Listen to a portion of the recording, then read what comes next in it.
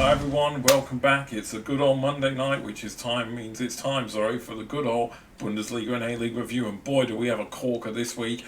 Our two teams faced off for the second time this season in the Bundesliga. What a match that was. And both of our teams got some big results in the A-League as well. So what games those were. So, a good week all round for us. Mostly more so for you than me, but I guess little bit Saints of a nice so, little Saints won, and we'll probably review that instead nice of little. talking Yeah, I about was the going to say Victory nice. game. We may as well do that because I don't care about Victory, really. Especially with City's resurgence, they could end up finishing ahead of them. But one thing I will say was good to say. We'll talk about it as we go along. Matt Leckie came off the bench for the first time since the grand final, I think. So, good on him. Which I completely forgot he was still on our list, to be honest. But nice little bookend after seeing a pretty ordinary sort of early Sunday morning defeat, which is pretty much, as I said to you last week, what I expected. So, why not start right there? Do we want to start with that? Because I think I'll feel a lot better if we do. Yeah. So. Yeah. Let's start right there. Earlier this season, when we played at the Allianz, of course, you gave us quite a good game. It was 1-1, and then we scored twice in stoppage time to win it comfortably in the end, 3-1.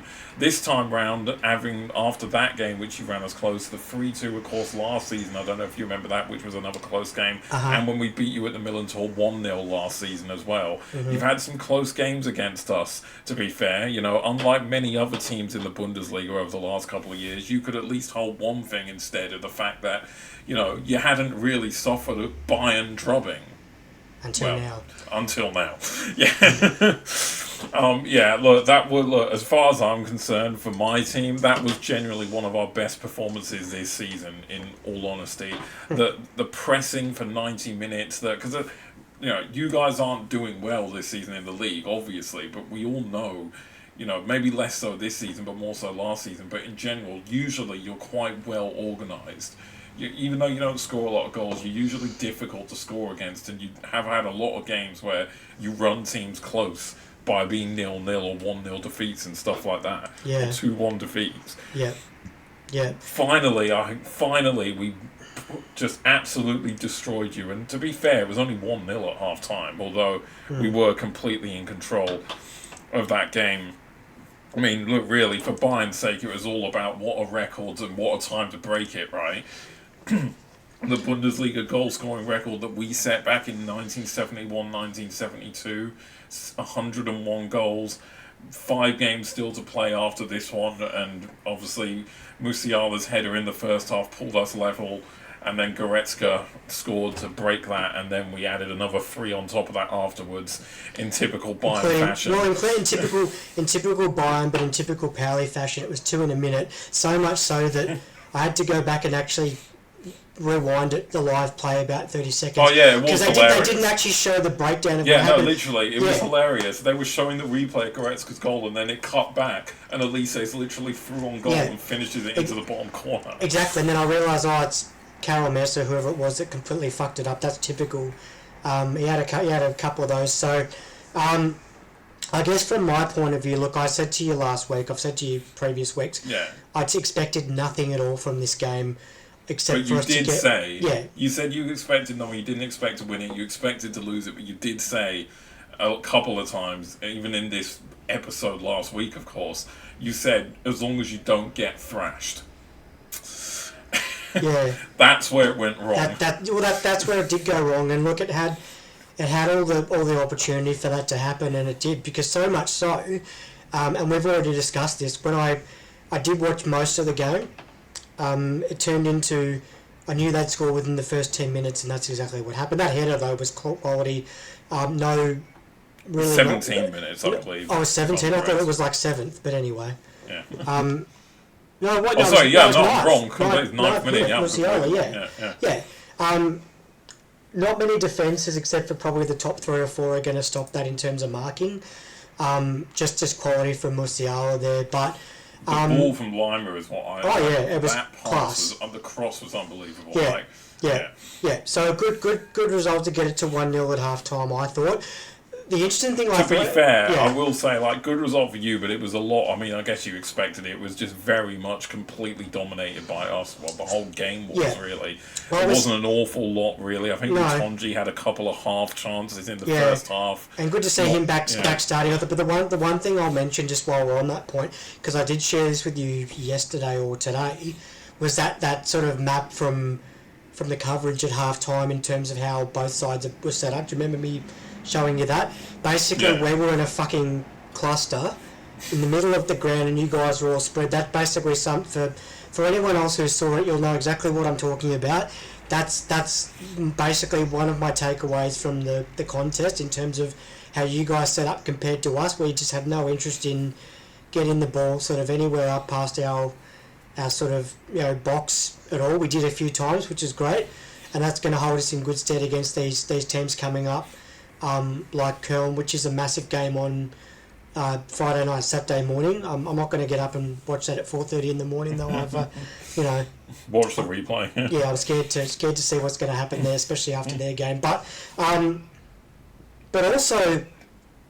also, I guess the last thing I'll say about it, because I don't want to talk about it too much, it'll piss me off something fierce. And you've probably seen this in the games, in the bits you've seen of us this year, our ability to just give the ball away with so much ease in our back half is just infuriating. It's been something which has been of note remarkably different to what was like last season, because last season you were so defensively compact most weeks, and a lot of these mistakes that you're making this season weren't happening.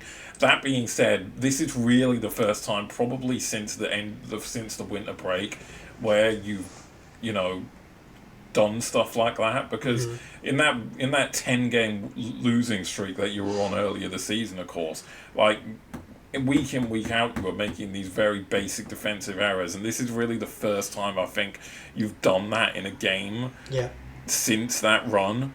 So you had gone through a bit of a period where you were looking back to the way your defensive style of last season, but this game you would be hoping, of course, it's not a sign of things to come, because if it is, you're probably heading right down.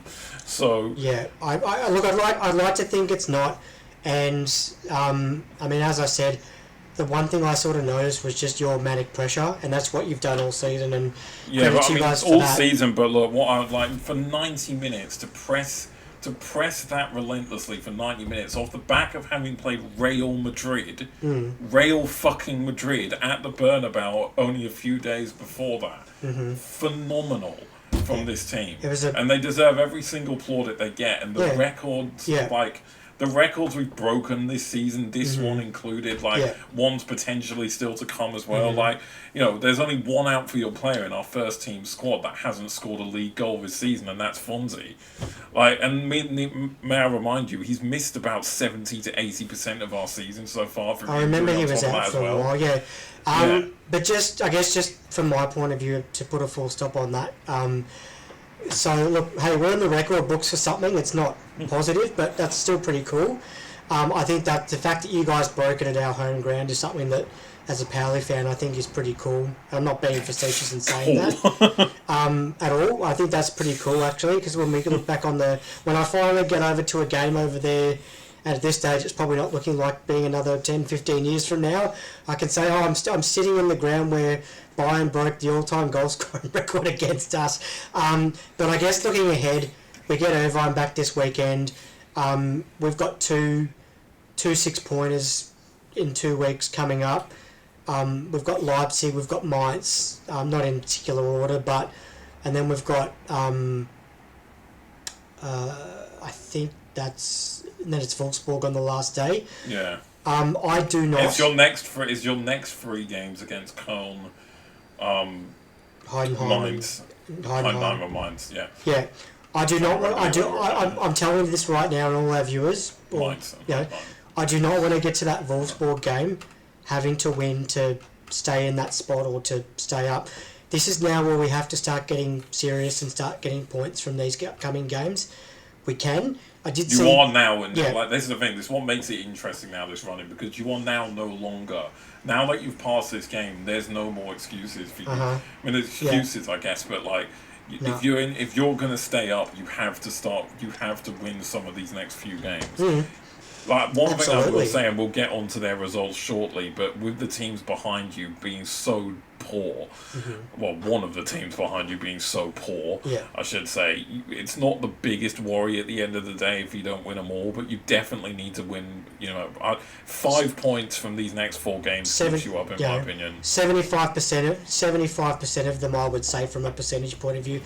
Leipzig. No, I think I would say 5 points. 5 points from these next 4 games keep you up. 5 games, keep you up. Because let's be honest, it would, even though you could get something from the Leipzig game, because I believe you actually drew to them earlier this season. Yeah, we did. Yeah, we did. Yeah. So, I mean, getting something from that's a bonus, but realistically, Away, you though, should be yeah. looking at Heidenheim, even though obviously we'll get onto them shortly, of course, but you should be looking to beat them. Köln's going to be a difficult one, but even getting a point from that's going to be big, I reckon. Yeah. Wolfsburg on the final day, I mean, it may genuinely come down to that on the final day, and then that makes it a must-win. But we're basically in that kind of point now for you this season where, I wouldn't say every game's a must-win, but that kind of point where you have to start expecting that it could go down to the final day, potentially. Yeah, and I'm looking at it from a non-playoff spot position. Yeah. I want to survive. I don't just want to finish in this spot and say, like I did last week, and say, we've got our strongest side. Smith's going to come back. Irvine's in good form. I don't want to get to that point where we've got to play those 2 extra games because they're tough. And I had a look at the table for the Zweite Bundesliga today, and Hanover's in 3rd now. So we talked about any one of those teams that could finish in that 3rd spot. Those games are, pardon my language, they're fucking tough. They're absolutely. Like pardon your language, tough. and you've sworn about 10 times in this They episode. are. They're fucking tough games to ties to win, let alone one game. Yeah. The home and away element can't be undersold. But I guess from my point of view, I mean, I'll know after on Saturday morning when I wake up and have my coffee how we're looking from that point of view, depending on the result. I'd like to beat Köln, but I'd be happy with a point against them, given the fact that I saw bits of the last 20 of their game last night, and they were pretty good. So, the thing is, right, look, if you don't beat Köln, then that Heidenheim game is literally a must-win, and there's no other way around it at that point. Yeah. Like, that would make the Heidenheim game an absolute must-win. It would make the Mainz game a must-not-lose as well, right? And then look, because you still got to back yourself if it goes to final day. Wolfsburg have been awful recently. We'll get onto them shortly. Like, playing them final day, you're going to have to back yourself against them. But getting a point from Köln means Heidenheim is a must-win. So even winning against Köln makes it that much easier for you. But we'll move on from our game now to, I mean, look, you went down quite heavily, but look, at least it's some solace that your rivals went down in a similar fashion this morning. Something there. I mean, look, Stuttgart absolutely blew Hamburg away. It might be one of their worst performances this season, to be honest. Hamburg, literally nothing in the game. Stuttgart, I mean, look, Dennis Undav didn't even get on the score sheet and absolutely skied a penalty at that as well. Yeah. Even though he still was quite good in the game and had a few little neat touches and flicks and stuff like that, they still got it done, and full credit to them because they were brilliant. They were. Yeah, quality. Just and like Undav missing a penalty, but still contributing even though he didn't score. Right, he didn't just miss it. He converted it over the black dot. Yeah. But yeah, I mean, obviously disappointing for Hamburg. I mean, they would have at home hoped for a better result, but I mean they're as good as safe now. Looking at the table, pretty much. So. Yeah, they are. I mean, they've been safe for a while. I'm like.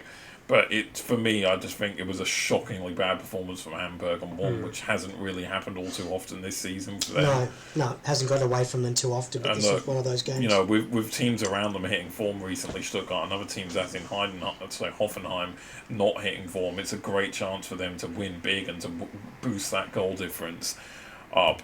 Like, very good performance from Stuttgart, but Hamburg, I mean, look, as I said, we said this last week, I'll say it again this week, we're getting to that point of the season now where some of these teams, it's not need to talk about that much because they're safe, they're not going anywhere. Fine, a bad result, but it's not detrimental to their season, you'd think. Like, for Stuttgart's sake, their push for Champions League football well and truly reignited with this performance. Yeah, I certainly would, and it's probably a bit of a kickstart with the weeks to come to finish the season, and they're looking pretty good in third now. It was Hoffenheim we were talking about in that spot not long ago, and they're down to clinging on to sixth spot now, albeit with a bit of room, thankfully for them. But yeah, Stuttgart just did what they had to do and were pretty clinical in doing it, and really, aside, should have won by 5-0 with Undav's missed penalty, but Stiller, Mittelstadt, Furyk, El Canoes getting on the score sheet. So that was beautiful. That El Canoes goal was absolutely beautiful. Like the intricate pass and play up in the lead up to it, and the finish as well. Just such a good goal to watch, that one. But yeah, look, great win Stuttgart, poor performance Hamburg. But yeah, as I said before, not much really needs to go on for them because they're safe at this point. In terms of a big game this weekend, and finally after we win a game, Dortmund dropped fucking points. Thank you, Leverkusen. Thank you to finally get them to lose a fucking game of football. Or drop points in general. So basically means that if we beat Stuttgart next week, the league is pretty much ours. It's a 12-point gap now. It's effectively 15 with the difference in goal difference as well between us and Dortmund. So yeah, thank you, Leverkusen. You've pretty much decided the title there. And Dortmund poor, I thought. I mean, look, there's only so much you can do when you're chasing a team that's just relentlessly winning ahead of you. And as good as Dortmund have been most of this season, eventually you feel like they were going to slip, and this is the moment it happened. Had to be on the same week that we broke the goal-scoring record, but that's just football, isn't it? But yeah, look, great win for Leverkusen. Robert Andrich, someone I'm incredibly critical of. I think he's very average a lot of the time. But, great finish after, a pretty poor attempt at playing out from the back from Gregor Kobel. Good for you guys to have that gap widened a bit more now. But a fantastic finish. Unlucky that it took a bit of a bounce though. But scoring just before half time, and I guess the second, not really much to say. Really, two top quality sides duking it out. That's what you want to see. After getting the win over the line last season, or over the line, they won it comfortably last week. Back-to-back wins for Leverkusen. It's just suddenly reignited a Champions League push for them from nowhere. Yeah. They're fifth now. I mean, it's still a 4-point gap between them and Leipzig, but I mean, look, it shows that it's not over yet, this top four for them. They're well and truly in it. They've got the quality to get there, of course. Like, they've probably got the third best squad in the league on paper. So, yeah. And look, it's a bit of an unbeaten run they're building now, but they've got, as I said, the 3 consecutive draws they had before these last 2 wins. Yeah. That's what's been hurting them recently. So, for their sake, they just need to win more games, turn more draws into wins, and they'll be fine for the top 6. Yeah, and look, they're equal on goal difference. They're equal on goal difference with Leipzig and only 2 behind Stuttgart after their win. So, like you said, if they can turn some of these draws into wins and improve that goal difference, then there's every chance that we could be talking about them finishing third in a month's time or so. Yeah. We'll move on to another game in the top 4, just quickly to touch on Leipzig with a narrow win over Gladbach. Boy, were they pushing and huffing and trying to get it, and it looked for a moment like they weren't. But, your favourite young player of the season, mine was Leonard Carl, but I'll put him in second. Jan Diamande with a brilliant finish to give his side the win there. I mean, look, Hard luck on Gladbach. They really looked like they were going to be able to squeeze a point out of that one, but Leipzig's pressure eventually told on them. And look, massive win for Leipzig. It's starting to open up a gap on the top 4 as well. So big for them to get back in the Champions League potentially as well. Yeah, definitely. I mean, let's have a look at the highlights. Rocco Reitz, playing against his soon-to-be new club. Yeah. As well. So a bit of a taste of how. Life at the Red Bulls is going to be. Does he get free Red Bull for life, as much Red Bull as he can drink? It's part of the contract. Who knows? But I'm just rambling because this game, aside from the Diamande goal, there wasn't really much to discuss. I mean, Leipzig just in second or even third gear, but Gladbach really tested them. Exactly. And they've had those sort of games where they've surprised us and. especially after that poor run of form that they had sort of pre-Christmas or so. They've been able to sort of fight out games more, a bit like Mainz, I suppose. But quality finish from young Diamundo. He was my favourite non-Pauli young player. So yeah. Yeah, exactly. Yeah. Yeah. Another good win for them. Yeah, exactly. We'll move on. We'll cover a couple of games quickly before finishing up with some bigger games on this round. Freiburg, Mainz, the battle between the two teams who had excellent nights out in Europe midweek, of course. Both of them making strides in the first legs of their quarterfinal ties, which is huge for both of them. But switching their attention back to what's basically becoming a mid-table battle now for Mainz, which is incredible, by the way, the turnaround they've had this season. Yeah, brilliant. Freiburg, look, they continue to impress me as dark horses for, like, obviously not, dark horses for just, like, a surprise package this season. Not thought that they were going to go down or anything, but I just think they've been quietly just impressive. They really gave us a good go last week and, got a deserved win in this one, even though Mainz did push them. They're having a quietly impressive season. They're still potentially reaching Europe into next season on league position alone this season, although, they've still got to close that gap on Frankfurt, but it could happen, of course. Excuse me, Chester yawning as per usual. I think they have closed the gap, actually. That's contagious. They're only 2 points behind Frankfurt, so the European push is well and truly still on for Freiburg, and their European exploits this season as well. Right now in the Europa League, they're looking like they're semi-final at least. So, like, this is big for Freiburg. They've had, and look, in all fairness, I slated their striker heavily when we did our review, like our ranking of like each team's striker earlier a couple of weeks ago, if you remember. Lucas But he Hiller, scored against us. He scored a winner in this one. Like he was playing decent midweek in Europe as well. I mean, maybe I got it a bit wrong. Maybe he's improved. Maybe he heard me. Yeah, maybe he did. If you're watching, Lucas, don't forget to like and subscribe. Yep. The one guy I'll give a quick shout out to, because I've just been watching some of his work, was Noah Atabola. He made a fantastic save early. Tipped onto the bar. Against us as well. Superb. He's someone I think who's really staking a claim to potentially take the new Germany #1 spot, because, I'm not convinced with Oliver Baumann, in all honesty. But Atabolu's really making a claim of it. I mean, look, as a Bayern fan, I'm going to throw my hat in the ring for Jonas Erbig all day. But yeah. I was going to say after his performance on Saturday, it'd be Manuel Neuer can still get a run if he can, his team scores 5 goals and he doesn't concede one. So, but I mean, I guess for Mainz, they're pretty much safe. But I thought they might have got a little bit more out of this game, the way they've been playing. It's not really the end of the world. They're well and truly safe. They're on for a top of the table finish now, really. So top half of the table. Top of the table. I was going to say, where did that come from? Not quite that good. They're in a title race with us. Yeah. And as I said, I know this is the Bundesliga A-League review, but the European exploits have to be mentioned. They are doing very well in Europe right now, and just like Freiburg, who look on for a semi-final in Europa League, might definitely look on for a semi-final in the Conference League right now, which is huge for them. Yeah, fantastic. So yeah, some other games, of course, that happened this weekend. Augsburg-Hoffenheim played out an entertaining 2-2 draw, but Hoffenheim are really starting to slip.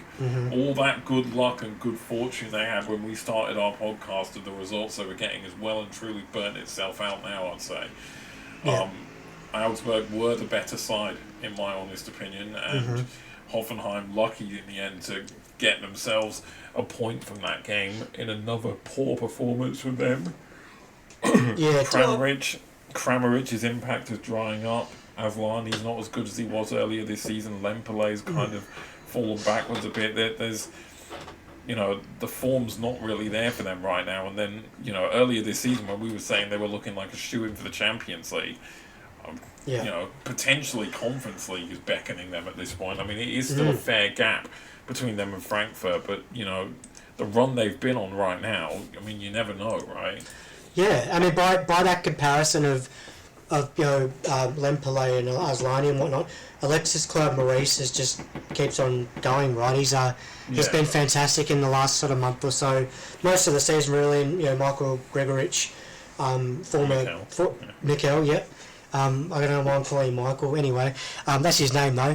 Former St Pauli player a long time ago, but he's been getting on the score sheet as well. But Claude Maurice, just another brilliant game for him. He did miss a penalty as well, so could have had a brace, but poor penalty. I will say it was a pretty average penalty, but yeah.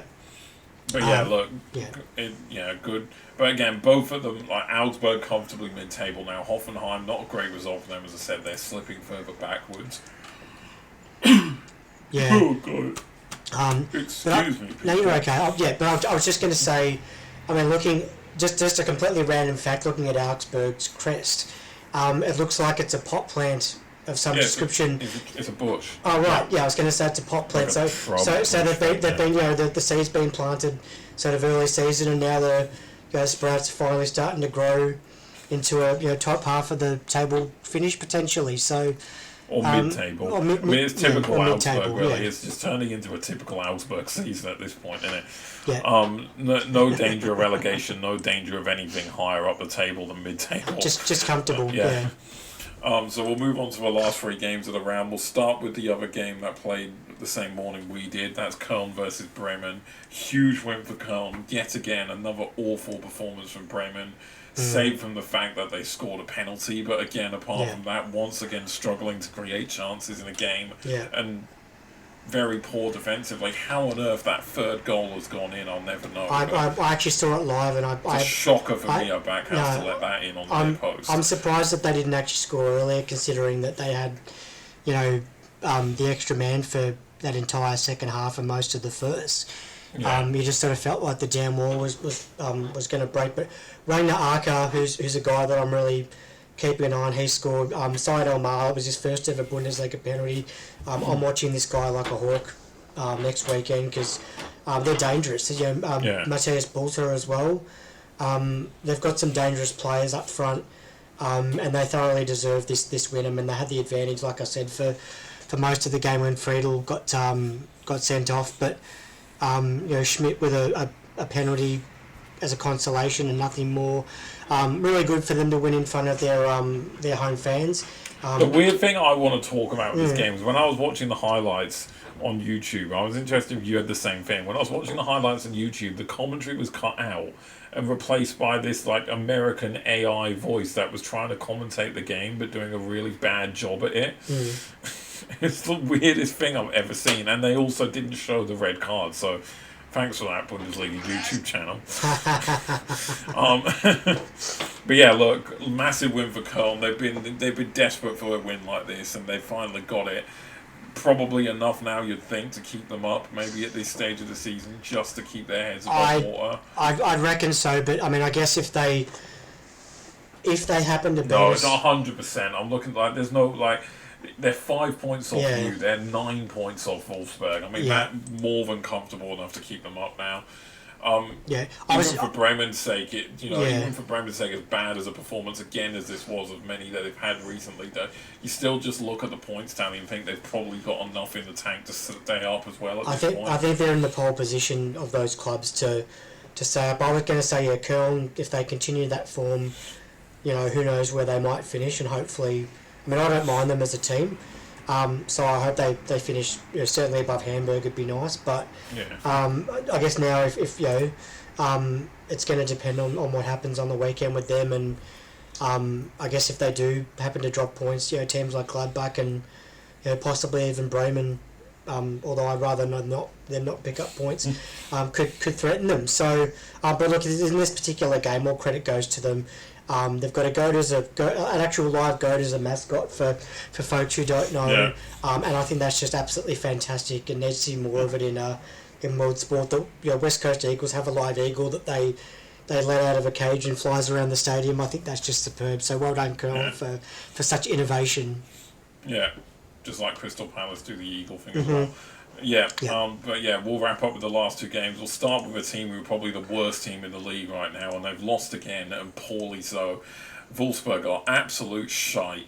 Like, I'm saying it now, there's a genuine chance they finish bottom right now. There's a serious, genuine chance they finish bottom of the league. Yeah. They are woeful. Absolutely woeful. Yeah, I know they scored, but it was literally a late consolation. And aside from that, they've really had, once again, little impact in the game from an attacking sense. And defensively, in that first half, awful again. Calimuendo's been absolutely impressive for Frankfurt. He really has. I think he came in January, if I'm correct, as well. Got himself another goal in this. Frankfurt have really turned a corner from like how bad they were under Dino Topmüller earlier this season. They've really fixed up defensively. It's looking so much better for them now. And look, even though it's not, they still should be looking over their shoulders at the form of Freiburg and think, oh, maybe we could slip out of European contention here. But largely, this is more about Wolfsburg than it is about Frankfurt, and they look gone. They look absolutely relegated almost at this point. It's just diabolical for them right now. The performances they're putting in are just so bad. Yeah. The fact that Heidenheim, who we're probably going to talk about next, I think, are within touching distance of overtaking them says it all, really, for a club who's been on the cusp of relegation. The last couple of seasons, I know they had that European run to a team who have been one of the better teams in the division for so many years, and I don't think they've ever been relegated from the top flight, if I'm not mistaken. Correct me if I'm wrong, Chester, but it's just unfamiliar territory for them, but they've just been awful this year. I say that with an asterisk because if they somehow take points off us and it affects us, I'm going to be absolutely livid. I would be surprised if it did, because they just don't look like they're going to pick up a single point right now. They look that bad. It's having said that, last week against Leverkusen, they looked like they were in the game, and then they absolutely capitulated. This week they were shocking against Frankfurt for the most part, except for late on. But again, even then, it didn't look like they were going to have enough to get back in and get a point even. So they for their sake, they look gone. I mean, look, next week they've got a winnable game potentially. A new manager with Union, who we're going to talk about shortly, of course. So there's potential there, but then just looking after that, Gladbach looks stronger than them, even though they haven't been particularly good themselves recently. I mean, it's not the worst run-in for the next couple of games, but then you got Freiburg away. This is when it's getting really to the business. Then us, of course, and then they finish against you, so they could be in some serious trouble if they don't pick up points in these next few weeks. Yeah. If they can't pick up serious points from these games against Union and Gladbach, they could seriously that could be them done.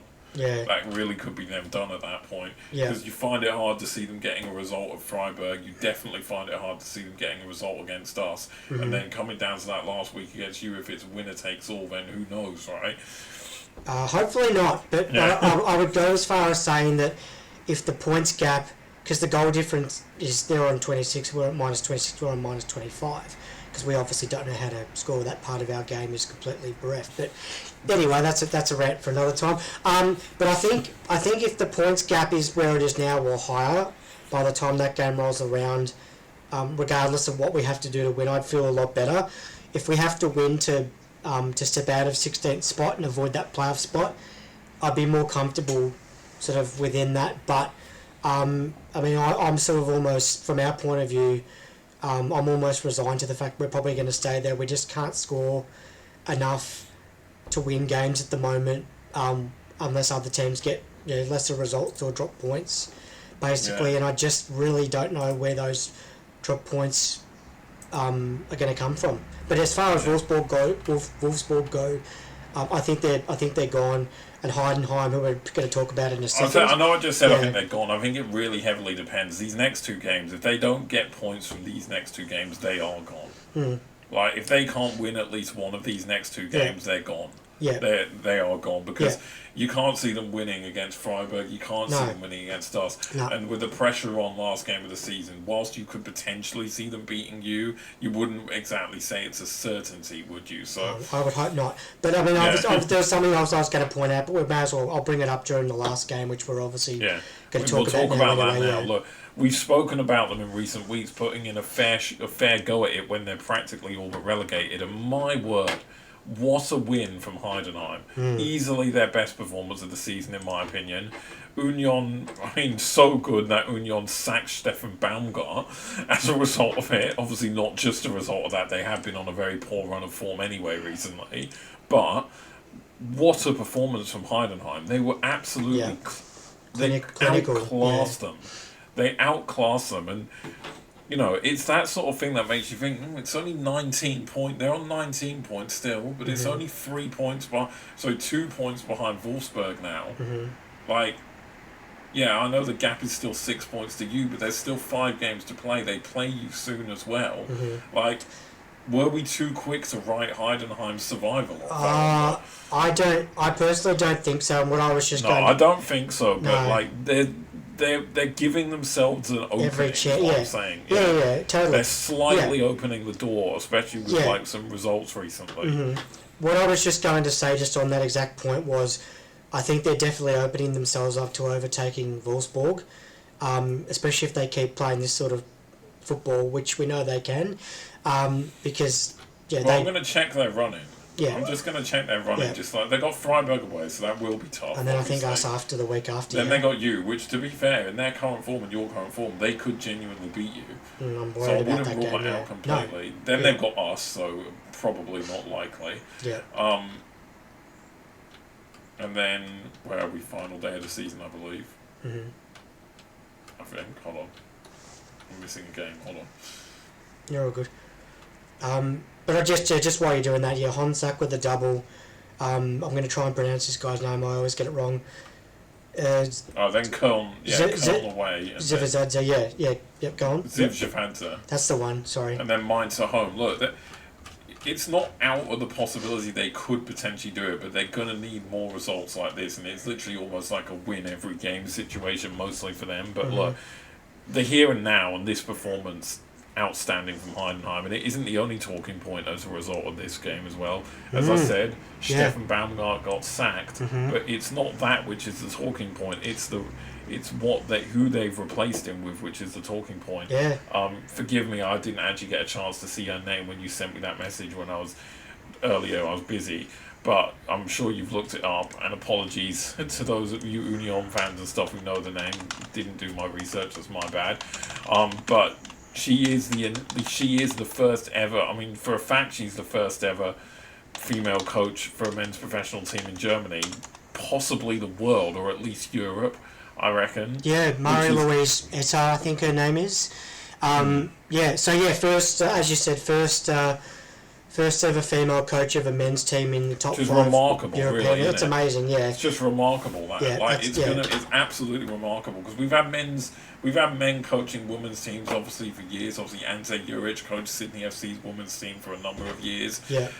Phil Neville coached the Lionesses briefly, if I'm correct, a while ago. But this is breaking new ground, and fair credit to her. Fair credit to Union for giving her a go as well. I reckon it's only an interim position. It is, yeah.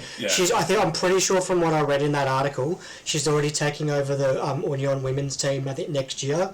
This will definitely be an interim. But look, good, as you said, good on Union. I think that's fantastic. Good on the Bundesliga.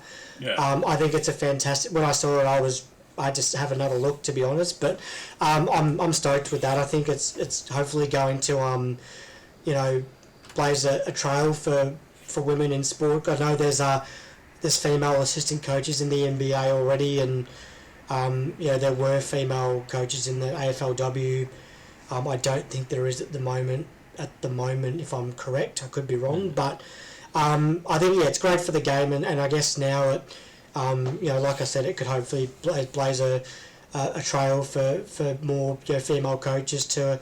And she's come into a good. I know they're in a bad run of form, but they're not in any danger of relegation anymore. Like there's no threat there. They're not in any. It's not like they're pushing to get into Europe or anything. So there's no expectations there. It's a real good chance for her to have 5 games to be like, look, I can do it in the men's world. Yeah. And I know you just said she's taking the women's team job at Union Berlin next season, which kind of makes me sound silly when I say that, but maybe after that sort of thing, if she build a portfolio here, have some good results in these 5 games, she's got fantastic. She's probably got the best game she could have hoped for her first game playing Wolfsburg at home. But I mean, you look at what happens at the end of the 5 games. They're not going to get relegated. We know that. How good's that going to, like you said, go to, lead the women to a possible trophy or cup success, and how good's that going to look on her resume when she's possibly going for a men's job, whether it be here or when in I'm the looking second at their tier. remaining fixtures, they've got no teams who are currently in the top 6. So, the toughest game she's got realistically on paper is Freiburg. Other than that, Leipzig. My bad, forgot that. No, they're playing Leipzig, but other than Leipzig, The one last thing I will say on this game, and look, great win to Heidenheim. I was not surprised to sort of see the result, but Stefan Baumgart, if we do part ways with Blessing at the end of the season, I was going to I was going to say, look, I reckon we'd be silly not to give him a call. He's a quality manager. I think for your let's make no mistake about it. He's a pragmatic manager as well. That's the way he set with Union. Kind of similar to Blessing, but I think there's just a little more about him. In terms of a Bundesliga coach, he's got a lot more experience. Obviously, he's coached Köln before as well, I'm pretty sure. Yeah, you're right. In the Bundesliga, So there's a lot more kind of experience there with him, and that would be a smart move, because you got to think what's realistic, of course, for you, and whatever's realistic, it would be silly to sack Blessing and go with another unknown quantity, and if he would be available, get him before anyone else does. Definitely agree, but it also comes. It's in tandem with, if we stay up, whether it's on our own merits or via the plat, we've got to start recruiting proper Bundesliga capable players. None of this second tier, third tier, League 2 crap, League 1 crap. Are you calling out Lewis Oppie with that third tier one? And Ricky J. Jones, yes, because you can be as quick as you like, but if you can't put the ball in the back of a fucking net, we don't need you, we don't want you. I'll just end on this point before we move on to the A-League, because it's poignant, right? Saints played a few years ago in Sydney, last game of the round, and this is before we started turning over the list. The coach, Brett Ratton, at the time said, if you can't kick or your disposal's poor, we don't want you in our side, or we can't have you in our side. That's basically where we are now with Pauli. If you cannot contribute, you cannot score, or you're going to give the ball away and say, I've had my fun with the football, I don't want it anymore. I was going to say Joshua Jackson, but that's not his name. Nicholas Jackson, the kid from the Mighty Ducks in Dawson's Creek. What am I talking about? Here you go, have the ball. We've scored our record-winning goal. We'll cut back to the game. We've just given the ball away, and what's his name's scored. Yeah. What's his name's just scored. How brilliant, but that wasn't the worst one. I mean, we didn't. The Rafael Guerrero one was the worst one. That was shocking. The game was done at that point, but I think it's Halkavala. I don't know what the fuck he was doing. He can fuck off too. Goal. Sorry, he can fuck off too, because I've had enough of these guys who just they try, and I look at. I know we're sort of ranting on a bit, but I need to say this. I've looked at these other teams like Mainz and Union and these other teams who are better than us because they've got better players than us. I don't know what the budgeting and the division, how it's all spread out, but that sort of has to send a message now to say, if we're going to stay up, we have to get Fentingham next year if we're going to be in that league for 3 more seasons or however long. We just have to. Who knows what's going to happen to Hamburg next season, and whether they do the same thing. And I think Hamburg derbies in the Bundesliga, we saw this year how good they are, We want more of them. We know there's going to be a probably West Brom Wolves, two derbies in that division next season. It's great. So anyway, that's my piece, and if you guys have come this far, like and subscribe and all that good stuff and whatnot. Before I pop a blood vessel, let's move on to the A-League, yeah? No, I was just going to say what you're saying about the Ricky J. Jones thing. You can't run, you can't even run. What was it, Shane Warne to that, average Australian Joe the cameraman, can't bowl, can't throw.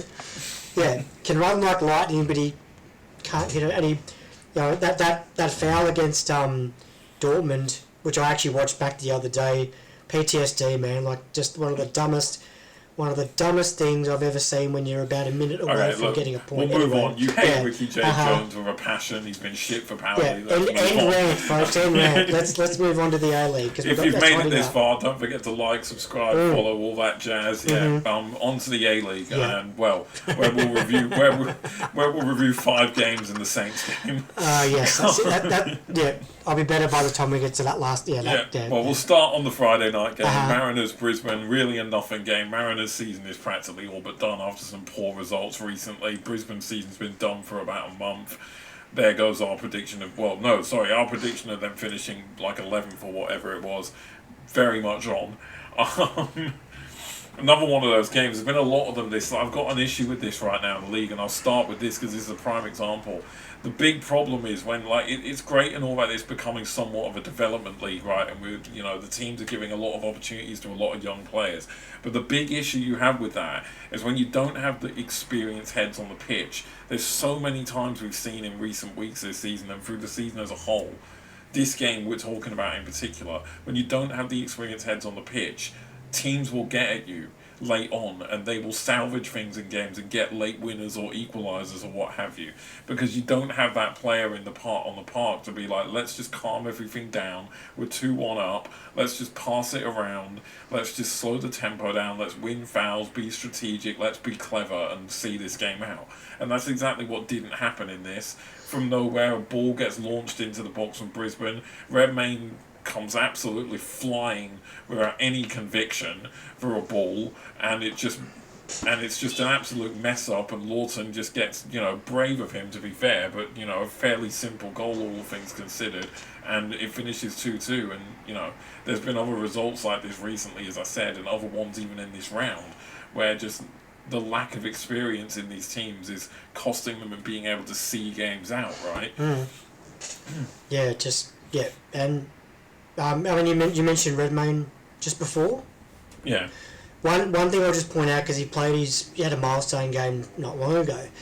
The A-League put out on social media like a whole thing of his previous photos from previous years. There was a Melbourne City photo, but not one Melbourne Heart photo, and I think that's an absolute disgrace. He got his big break with Hart, and yes, he was maligned when he played for us, and I wasn't a fan of him because he just wasn't that good. But, I've got a different view of him. I swear Sydney FC are the only group of fans who have a positive view of Andrew Redmayne. Yeah, I respect him and great for what he did for Australia at the last World Cup, but the trauma still runs deep in me and the other 100 fans in the back of that grandstand now at City Gates. We'll get onto that as we go along. But in terms of this game, pretty standard. I mean, not a whole lot to play for. Raw have got us this coming week, so yeah. But yeah, look, moving on, because we like to go through these quickly because the A-League's a bit of a dying breed, isn't it? We'll talk about the Saints game on Saturday night, shall we? Well, the only thing I'll say about the game... I'll quickly say Auckland 2, Melbourne Victory 2, the title race is going nowhere with another game that's coming up. Yeah, Corica getting sent off, that's 2-2, fair result.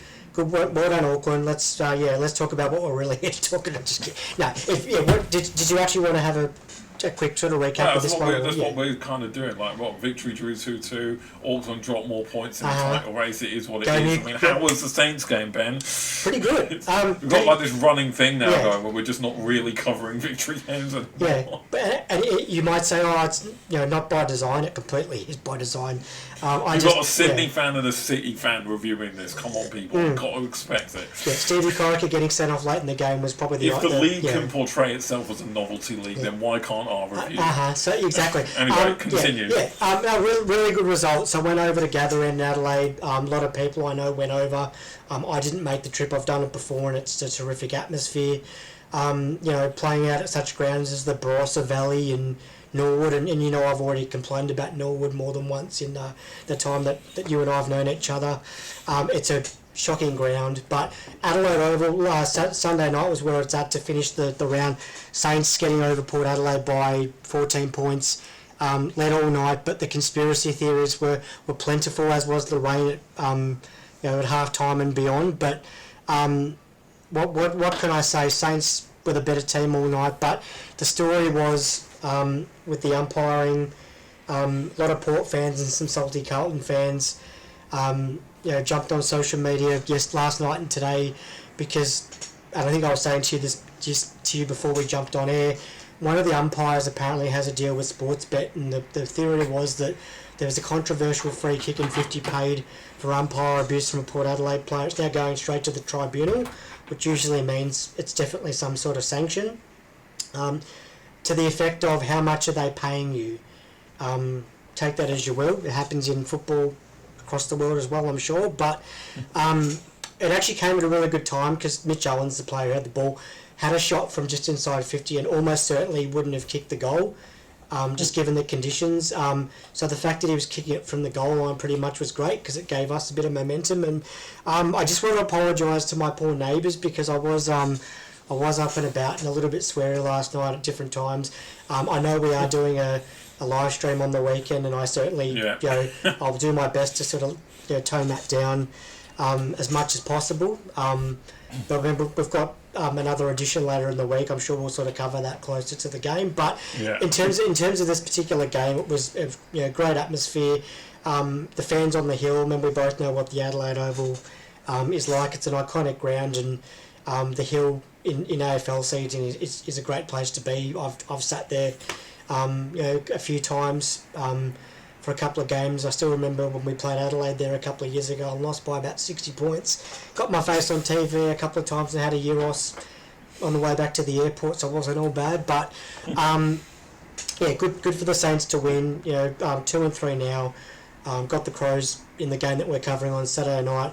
Then West Coast the week after, and then Carlton, which we may or may not cover as well. That's going to be absolutely. The one little caveat I will put on the game was Jack Silvani. He's one of the ex-Carlton guys who came across. His father, Steve, is like a Carlton legend. His grandfather as well.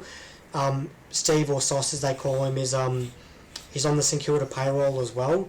And the fact that he got a broken nose, he's looking like Voldemort at the end of the game. He kicked his first goal in Saints colours at a pretty crucial time. He was going nuts, and so was I. Just summed it up perfectly. It was just a fantastic night all round, and I did watch the replay straight after. So before that's why I only saw the last 20 minutes of the Curling game, because I was watching most of the replay as you do. And to top it off, a free 2-for-1 grilled burgers to carb load before tonight's episode. So can't get much better than that. Yeah. And well done for getting a point. Yeah, well, that's a good review of the Victory game. So moving on to the game after that, in what's basically becoming a stereotype for Adelaide Football Club now this season, a 1-1 draw. It really is, isn't it? Once again, this league proving to be an absolute novelty and a piss take, because Auckland dropped points, Newcastle, let's drop points again. Fucking hell, does anyone want to win the league? This league is going to be won off basically, I don't know what the word is I'm looking for here, but a technicality. There you go. Yeah. This league is practically heading to be won by a technicality at this point, where no team, they're just going to limp over the line. It just, absolute shocking if you ask me. For Adelaide's sake, look, they're comfortable. I mean, the finals are almost all getting secured now, but look, 1-1 is basically Adelaide and 1-1 this season. It, as I said rightfully, it's becoming a stereotype. It seems like every single week we're talking about Adelaide and the result is 1-1. I mean, look, who they got next, just as an example. MacArthur, 1-1. And then us the week after. Yeah, 1-1. No, hopefully not. Moving on to the big game then on Saturday night. Thank you, boys. Yep. Finals have been secured, not because of that result, but because of the Sunday result, pretty much. But you're welcome. Yep. Anyway. Thank you, Wanderers heading for their first wooden spoon. How good is that, Ben?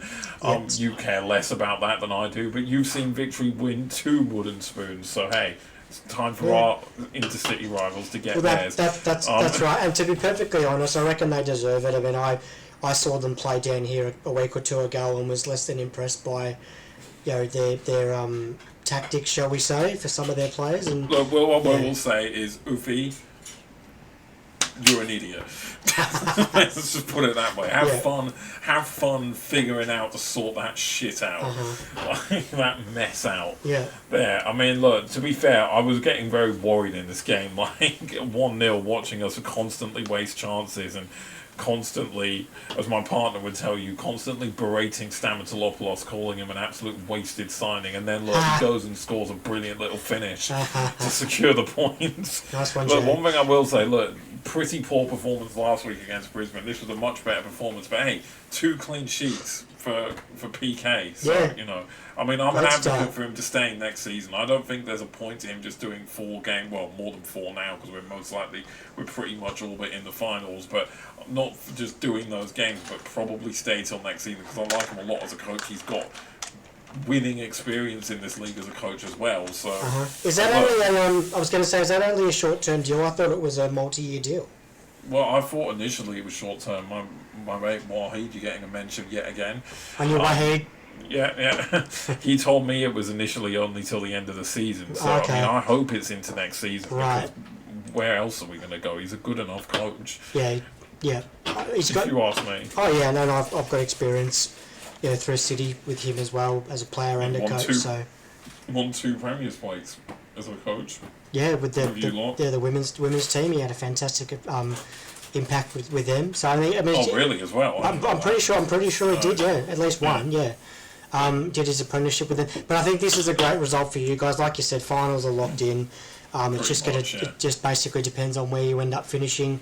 Yeah. Hopefully, I was actually looking at the table last night, thinking, God, I hope we don't play you guys first week. I'm thinking I don't know where you're getting that from. You dominated us but drew 0-0 at Amy Park, and you were shit against us at Allianz, but we still beat you. You still beat us comfortably. Yeah, true. Like, I just don't want to play. I just don't want to play that other mob that we were just talking about in a final, basically at the moment. So. If it was May last year, then maybe last game of the season, perhaps. But look, yeah, like I said, great result for you guys, and I think if he's going to have his work cut out for him next season, but yeah. that's his problem, right? You guys have got other things to worry about now. Well, I hope we keep one more thing. I will say, I hope we keep Quintal, because my word, he's a special talent. He is, and I hope he doesn't just leave after one proper breakout season. Yeah. But yeah, moving on to the last 2 games of this round. Obviously, you guys won your 3rd game in a row. Mm-hmm. You're unbeaten in your last 5 as well, so you're really finding form at the right time. Maybe it just was the Asian Champions League that was holding you back, because you're starting to look quite solid for that spot. You got away at Brisbane, which isn't the easiest place to go, but I mean, you could see yourselves winning there, and then that would basically secure it, I'm pretty sure. Even though Wellington do have to play Wanderers, so you do have to worry about Wellington winning that. Yeah. Just well, I guess before we start talking about this game, the one thing that we talked about last week in our tea break episode was the demise and where the crowds are. Now, I didn't get to this game yesterday. I'd had a big weekend on. I did see Regurgitator on. No, not. Seeing Regurgitator at the old Billboard nightclub here in Melbourne, and being at a pool hall with a couple of people I've met at the gig till about 2 or 3 in the morning. So, great night all out. But the crowd figure apparently was 4,896. That's someone's fudged the numbers there, because as I said to you yesterday, there's no way from what I saw on the footage that, unless it was like bring your relatives to work day or something, free tickets for schools day. Yeah, bring your kids to work day. There's no way there was nearly 5,000 there. Not a chance. If I was there on Tuesday night and there was not even 3. But in terms of the game, look, as is Bayage, he's got one hand on a ticket for the World Cup at the moment, if not 2. Great finish, and Marcus, or as I call him now, Waqar Yunus, great Pakistani fast bowler. Like and subscribe, all that stuff. Scoring a goal. We missed him on Tuesday night. He was suspended, but luckily we were able to cover him pretty well. And he's hopefully we can turn it into a permanent deal maybe next season. I'd love to have him stick around. But it's actually nice now, because you've heard me badmouth this team in recent weeks about how shit we are, and the fact that I just don't know if we'll end up making the 6. It's probably, I don't want to say more likely than not that we will, but things are looking in the right direction now, which is really good. Oh yeah, I'd say you probably will. I mean, look, you've got Brisbane away, Adelaide at home will be they're tough games, but they're not ones you can't win. And I mean, look, Wellington are 5 points behind you now with 2 games to play. MacArthur are 4 points behind you, and they were awful, as we'll talk about their game very quick, like literally right now. Like, I think it's pretty much all but done, the finals now. I think those 3 wins in a row have come at the right time, or 4 wins in 5 have come at the right time for you, really, this season. Yeah. Although you still haven't scored 30 goals this season, which is quite alarming. But defensively, though, you haven't conceded 30 either. So, there's probably been more seagulls than goals in the stands of late, so that probably sums it up. So, but I see you guys have actually got Glory this weekend, so I guess hopefully for your sake you can beat them. But looking at the table, I reckon now, unless something amazing happens with MacArthur or Wellington, I think it's pretty set. Looking at it now, Wanderers 5 points adrift at the foot of the table with 2 games to play. That is great. That is so good. But yeah, look, that last game, Perth were brilliant. MacArthur, looks like they're waving the white flag on their season, even though they've still got a chance. Typical MacArthur fashion, they'll probably go and win this next game convincingly, and all of a sudden be like, oh, we've still got a slight chance. But as I say, if you beat Brisbane, that's it. It's done. So. Yeah. Realistically, it's really all in your hands at this point. Yeah. The one thing I just want to point out with the Glory game, I did post some of this on my socials yesterday.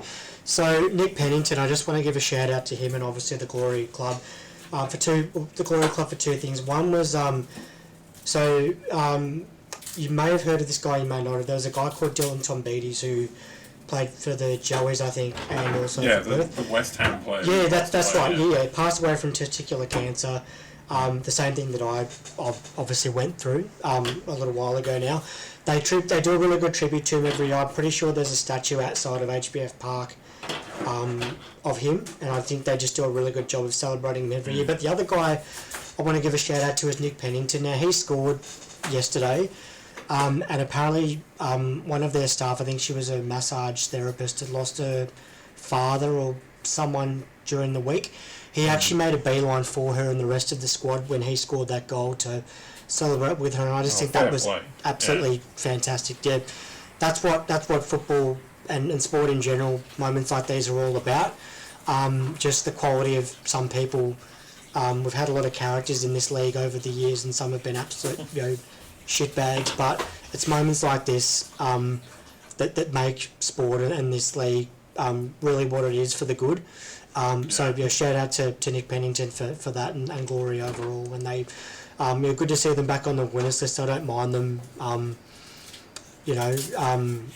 The fact that they can't make finals now is probably fair because I just don't think they were really in the market to get there at the end. But I think where did we say we had them finishing when we first started this discussion? 12th, yeah, and they're they're not even going to finish there. Hey, look, I'm happy for that prediction to be wrong if it's Wanderers who finish there instead. And it's probably looking like that will be the case. So I hope for Perth's sake, there's a possibility they could even overtake Mariners.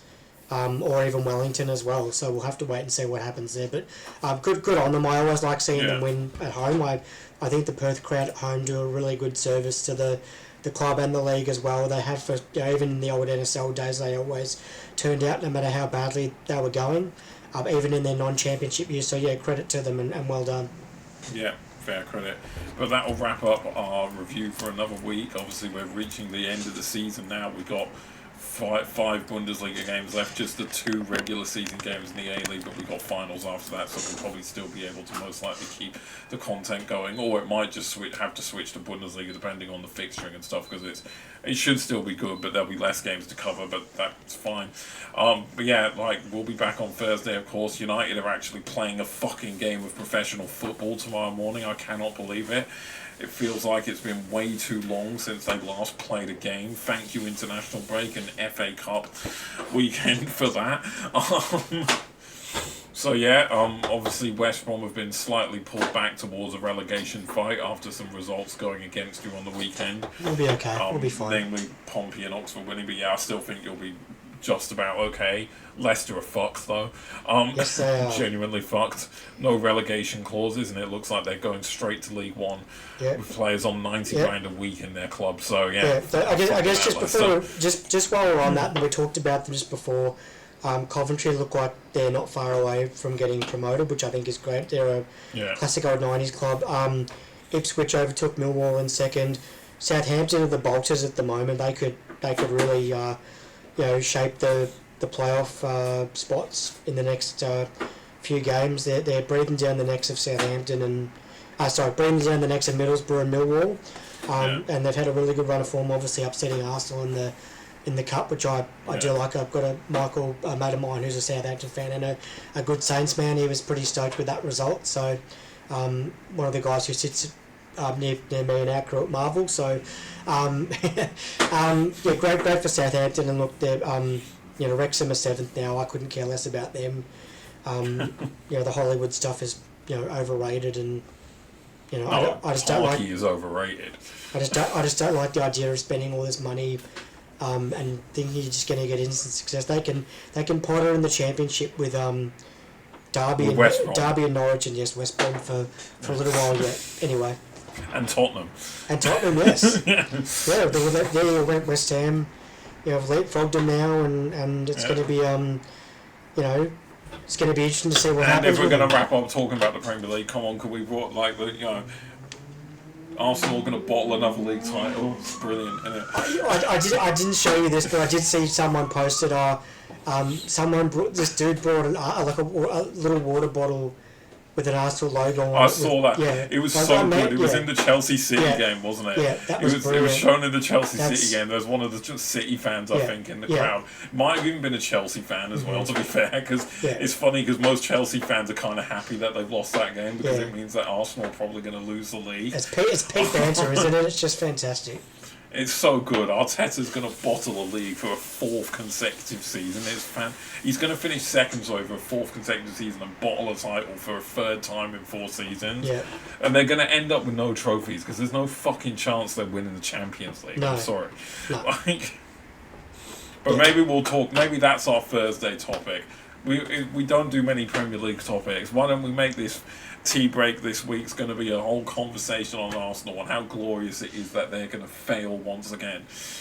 Well, I guess if we're talking about that, the possibility of this was the other thing I saw the other day about someone posting about Millwall possibly getting promoted and having to play, Chelsea and Palace and these teams.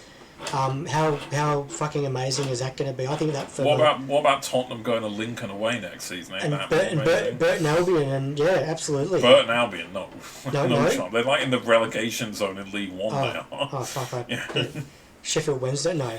No, obviously. Yeah, not. Mansfield Town. West Brom. Yes, they'll go to the Hawthorns. They know they obviously know where that is. They used to play us in the glory days of the Premier League when we were actually pretty good. Peter and Wingy, if you're watching, like and subscribe, all that good stuff. Chris Brunt. Yeah. Yusuf Mulimbu. Jason Kumas. Claudio Yacob, not Andre Villas-Boas. Salomon Rondon. That's him. Yeah, Gary Megson, who I, berated the other day for no reason. Richard Chaplow. Richard Chaplow. Jeff Horsfield. Pascal Zubabula, whatever his name is.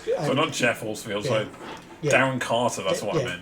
And Chris Kirkland, John Did he play for Bagley? John Hartson. Oh, yeah. I think the year after we got relegated, he played Kevin for us. Campbell. Kevin Campbell. Rest in peace. Some amazing names in there. Zoltan Gera, obviously. Kieran Richardson, Robbie Earnshaw, who I used to think was Robbie fantastic, Earnshaw, despite the fact he was about 40. Just brilliant. I know that's going to be a great chat coming up on Thursday. Can Arsenal bottle the title, and what's that going to mean for the other sides, I suppose? And then at the bottom half of the league, what's going to happen with the relegation battle?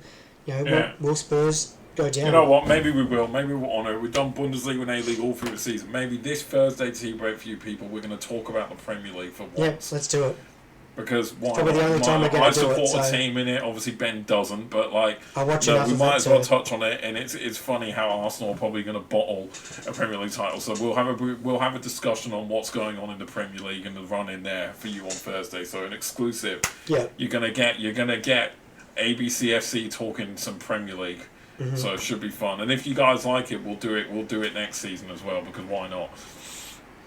Yeah, let us know what you guys want to see from these episodes. Yeah, absolutely. We're certainly looking at seeing what next year brings, especially depending on how one of our Bundesliga sides ends up, where they end up next season. And you talked about the content. There might be a couple of extra games to talk about in the Bundesliga by the end of the season. Hopefully not, because I don't need that extra stress, thank you. But with Saints travelling nicely at the moment, especially West Brom hopefully not getting relegated. So on that note, yeah, probably the best place to wrap up, yeah.